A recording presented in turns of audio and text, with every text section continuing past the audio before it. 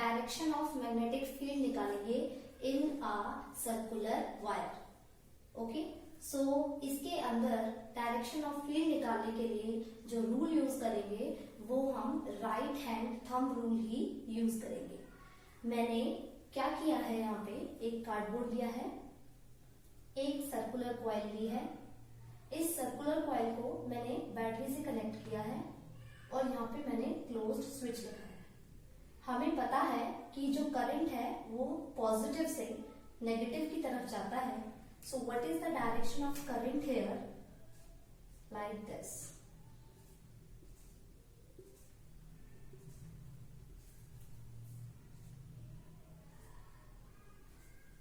Now we will apply the right hand thumb rule at this point.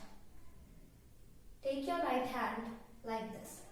The direction of current is upward and my thumb is pointing in the direction of the current and my fingers are pointing in anti-clockwise direction. That means at this point the direction of magnetic field is anti-clockwise. And in the form of concentric circles.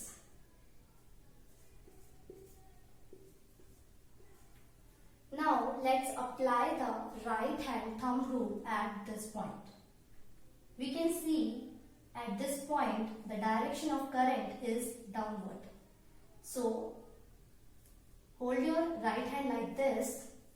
What we are observing, the encircled finger are pointing in the direction of magnetic field in clockwise direction. So we will draw the direction of magnetic field here in clockwise direction like this. जैसे जैसे हम centre की तरफ आएंगे, जैसे हम centre की तरफ आएंगे, ये जो कंसेंट्रिक सर्कल्स आपको यहाँ दिखाई दे रहे हैं, ये कंसेंट्रिक सर्कल्स इतने बड़े हो जाएंगे कि जो पाथ है हमारे इन कर्व्ड लाइंस का वो हमें सेंटर पे क्या वो दिखेगा, straight. So the direction here is like this, like this, like this, like this, like this, like this and like this. If we take it as a reference line, what we are observing, the current is going inwards. And we know when the current goes inward, it denotes the south pole. And from this point above, we see the current is, the magnetic field lines are going outward. That means this is representing here the north pole. So what do you observe? At the center of this circular coil, the direction of magnetic field is inward. लेकिन एक और important चीज है जिससे हम बिना ये सब किए डायरेक्शन ऑफ मैग्नेटिक फील्ड और इजीली निकाल सकते हैं.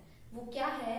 हम राइट हैंड रूल को दूसरे तरीके से अप्लाई करके. हमने पढ़ा था स्ट्रेट कंडक्टर में कि जो राइट हैंड थंब रूल है उसमें जो करंट है वो थंब रिप्रेजेंट करता है और मैग्नेटिक फील्ड लाइंस को एनसर्कल्ड फिंगर्स रिप्रेजेंट करती है.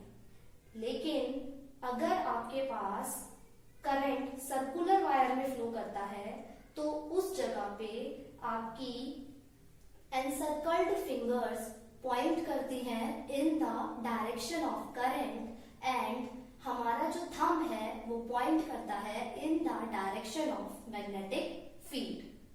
सो हम इस रूल को यहाँ पे अप्लाई करके देखते हैं. Grasp your hand like this and what you observe, the direction of magnetic field is going inwards.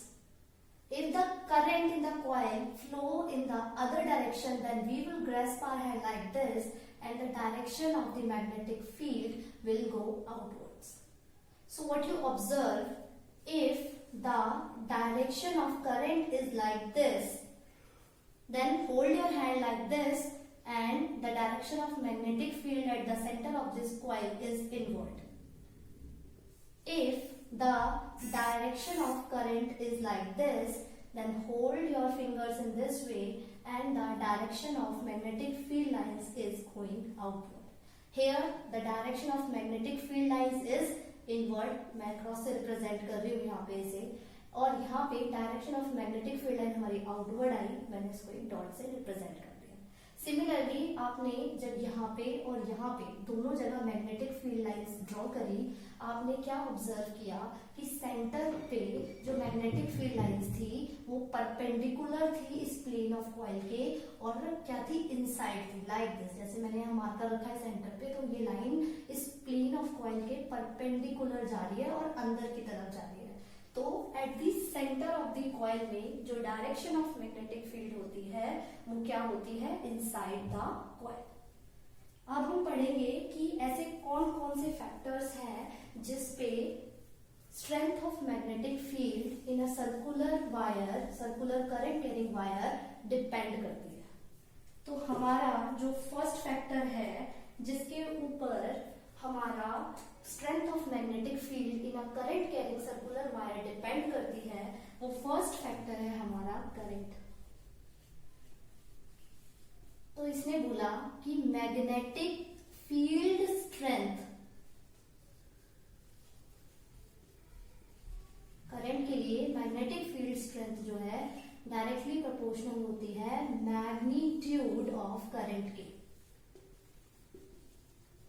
That means जितना ज्यादा करंट होगा उतनी ही ज्यादा स्ट्रॉन्ग मैग्नेटिक फील्ड प्रोड्यूस होगी due to the production of large number of magnetic field lines around this coil. और जितना कम magnitude of current होगा उतनी ही कम हमारी मैग्नेटिक फील्ड स्ट्रेंथ होगी, उतना ही वीक मैग्नेटिक फील्ड प्रोड्यूस होगा।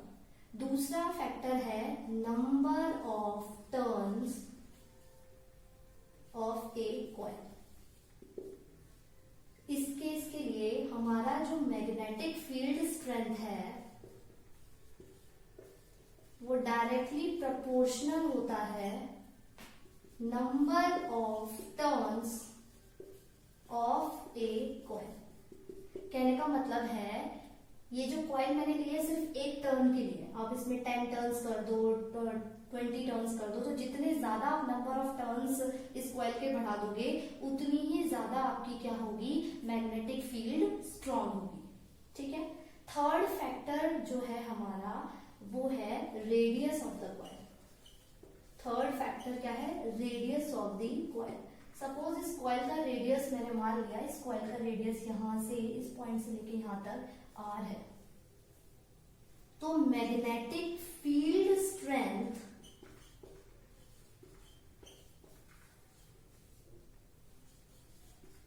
हमारी इनवर्सली प्रोपोर्शनल होती है to the radius of the coil. जितनी कम रेडियस की कॉइल होगी उतना ही स्ट्रॉन्ग मैग्नेटिक फील्ड प्रोड्यूस करेगी, और जितने ज्यादा रेडियस की कॉइल होगी उतना ही वीक मैग्नेटिक फील्ड वो प्रोड्यूस करेगी। तो अगर आपसे पूछ ले कि एक ये है, एक ये सर्कुलर वायर और एक ये सर्कुलर वायर है, तो मैग्नेटिक फील्ड स्ट्रेंथ किसके अंदर ज्यादा स्ट्रॉन्ग प्रोड्यूस होगी? ऑब्वियस सी बात है इसमें। क्यों?